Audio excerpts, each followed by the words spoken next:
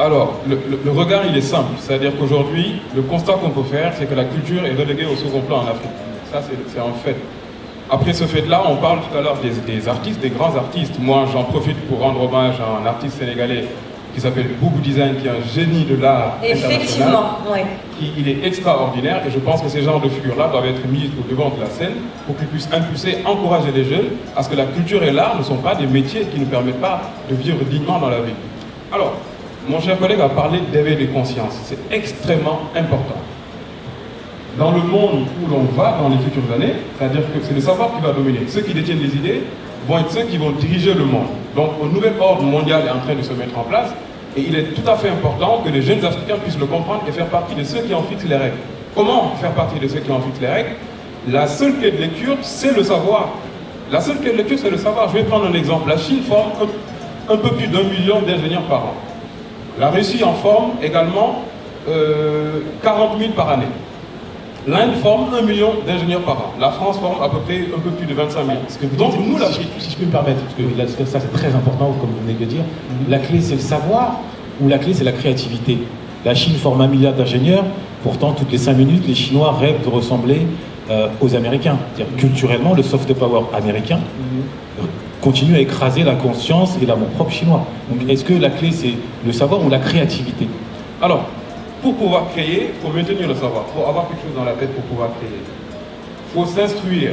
C'est-à-dire que pas forcément à l'école, dans tous les métiers. Moi, ce que je dis, ça concerne les artistes, les mécaniciens, les menuisiers, parce que le problème qu'on a également en Afrique, la majorité des jeunes Africains n'ont pas fait des études supérieures. Donc à ces jeunes Africains-là, on doit également pouvoir leur créer un canal de pouvoir être utile à la nation. Donc pour pouvoir être utile à la nation, il faut avoir un travail, il faut avoir un métier, mais il faut également être indépendant culturellement. Il faut connaître l'art, il faut connaître la culture, pouvoir apprécier la beauté africaine. Aujourd'hui, c'est une question dont on a parlé tout à l'heure. La beauté de l'Occident, la beauté occidentale est beaucoup plus appréciée en Afrique que notre propre beauté. Et tout ça, ça relève de notre patrimoine. Qui parle de patrimoine, parle d'ADN, on revient toujours à la question du patrimoine, et qui est, pour donner une image très claire, c'est le passé dans le futur, et dont l'objectif est de maintenir l'esprit des civilisations anciennes. Et c'est comme ça, nous, qu'on arrivera à se faire respecter dans le monde entier. Raison pour laquelle notre ONG, notamment, travaille pour donner un élan culturel international au continent africain.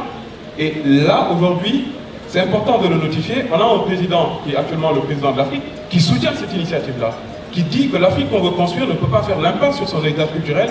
Et là, je veux citer le président Macky Sall, qui est le préfacier de cet ouvrage que j'ai sorti aux éditions Michel Lafon.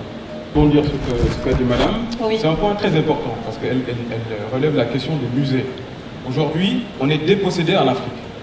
95% de nos objets culturels qui prouvent le génie créateur de nos ancêtres sont en dehors de notre territoire et ça n'interloque personne. Les pays européens, d'ailleurs, le Sénat français est en train de vouloir montrer un comité d'études des demandes de restitution à unique, des demandes uniques. On est à 90 000 objets. Donc dans 150 ans, on ne serait pas encore sorti de l'auberge. Donc la nature ayant horreur du vide, si on laisse le Sénat français, si on laisse les Occidentaux, ou bien, j'ai rien contre les Occidentaux, il faut discuter avec tout le monde. D'ailleurs, moi, c'est ce que je prône. Je prône pour un dialogue avec les chefs d'État africains, je prône pour un dialogue avec les chefs d'État du monde entier et la société civile du monde entier. Donc pour revenir aux questions des musées, aujourd'hui, on nous dit, pourquoi on ne veut pas nous restituer nos objets? On nous dit, allez, vous n'avez pas assez d'infrastructures pour les accueillir, donc restez à votre place, nous on verra comment on s'organise. C'est très bien, on félicite les restitutions symboliques qui ont été faites par certains pays, la France, l'Allemagne, etc. Mais à nous, Africains, d'organiser les conditions de restitution. Si je vous prends aujourd'hui votre micro, c'est-à-dire que c'est pas à moi de dire quand est-ce que je vous la rends. Vous allez organiser les conditions de retour de ce micro parce qu'il vous appartient. Et quand on parle de restitution, restituer veut dire simplement rendre un bien à son propriétaire légitime. C'est-à-dire que ça a prouvé, on sait que ça nous appartient. Maintenant, moi, le travail que je suis en train de faire, c'est de discuter et avec les chefs d'État africains, mais également avec les chefs d'État européens pour leur dire comment on doit travailler pour organiser ces conditions, comment on doit travailler pour mettre en place sur l'aspect juridique, parce qu'ils nous appellent sur un terrain, toujours on revient sur le savoir, on doit créer, nous ce qu'on veut faire très clairement, c'est de créer la convention du patrimoine africain, où là on va sortir des sentiers battus de promesses, on va ratifier une convention, dire s'engager que demain Marine Le Pen ou quelqu'un d'autre, l'extrême droite, vienne au pouvoir, il y a la continuité de l'État. L'État doit continuer à œuvrer là-dessus et à nous, pays africains, de travailler cela, d'être vraiment force de proposition et de sortir des démarches qui sont dans l'émotion et autres. C'est ce que je voulais dire. Et la majorité de nos ministères de la culture en Afrique, leur budget ne dépasse pas 2% du budget national. Ça, c'est un problème. Donc il faut arriver à leur montrer que sur la culture, si vous le tenez, si vous protégez votre culture, derrière il y a des retombées économiques. Derrière on peut créer des emplois. Derrière on peut permettre de canaliser la jeunesse et surtout de passer à l'éveil de conscience. Et là-dessus, pour rapidement 1 minute, je souhaiterais poser 2 questions au public. J'en ai parlé tout à l'heure. Combien de pourcentage de nos objets se trouvent au niveau des musées européens? Et il y a un livre à gagner, on va prendre une femme et un homme. C'est la première question. 95%. 95%, excellent, bonne réponse. Donc, wow, je pense qu'on peut l'applaudir.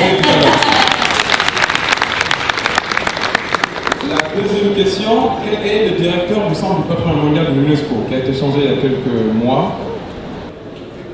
Quelle est la bonne réponse? Et nous, Gaza et nous, effectivement. Bravo, je pense qu'on peut l'applaudir. Aujourd'hui, en Afrique, on n'a pas besoin de symboles pour avancer dans la démarche. On a besoin à ce que les patrimoines africains soient inscrits sur la liste du patrimoine mondial de l'UNESCO. Ce n'est pas en nommant un Africain qu'on va faire avancer le sujet. Donc le message est destiné à la directrice générale de l'UNESCO. Vous avez un livre, monsieur et madame, que je dédierai à ça. Je ne suis pas sûr d'avoir bien compris. Vous allez tellement vite, mon cerveau est trop lent. Alors, ce que j'ai dit, vous dites, ce que vous dites, les symboles, on n'a pas besoin de symboles. Personnellement, j'attache beaucoup d'importance aux symboles. Sans les symboles, on ne se projette pas, on ne se sent pas fort, on a besoin des symboles forts. Sans le symbole du film Black Panther, sans le symbole d'un Obama, un petit de 8 ans, 10 ans, 12 ans serait comme le frère, comme je l'ai été, il penserait que être noir c'est être esclave, c'est être soumis. Donc les symboles, je pense qu'ils ont quand même... Vous avez tout à fait raison et je vous rejoins. Par contre, je m'explique. Qu'est-ce que je dis? Aujourd'hui, comme j'ai dit tantôt, l'Afrique, la terre-mère, l'Afrique, le berceau de l'humanité, ne pèse que 9% sur une balance mondiale internationale. Et j'ai rappelé le sens et l'importance qu'un pays ait plus de patrimoine. Plus un pays a le patrimoine classé à l'UNESCO, plus il est connu dans le monde, plus son tourisme se développe. Qui parle de développement de tourisme parle d'impact sur l'économie, parle de création d'emplois, parle de diminution de taux de chômage, parle d'éveil des consciences dont on a besoin. Raison pour laquelle je dis, on n'a pas besoin qu'on nous mette un noir, je le dis, je dis les choses comme ils sont, on n'a pas besoin qu'on nous mette un noir à la direction du patrimoine mondial de l'UNESCO. Ce dont on a besoin, c'est d'avancer avec les pays africains, de leur dire, il y a un déséquilibre, et je rajoute ceci. Il y a 52 patrimoines au niveau de l'UNESCO qui sont en péril dans le monde, c'est-à-dire des patrimoines qui sont en voie de disparition. Et les 22 sont africains. 44% des patrimoines mondiaux qui sont en péril sont africains. En plus de notre retard, on a la majorité de nos patrimoines qui vont disparaître et qui représentent notre histoire, notre ADN.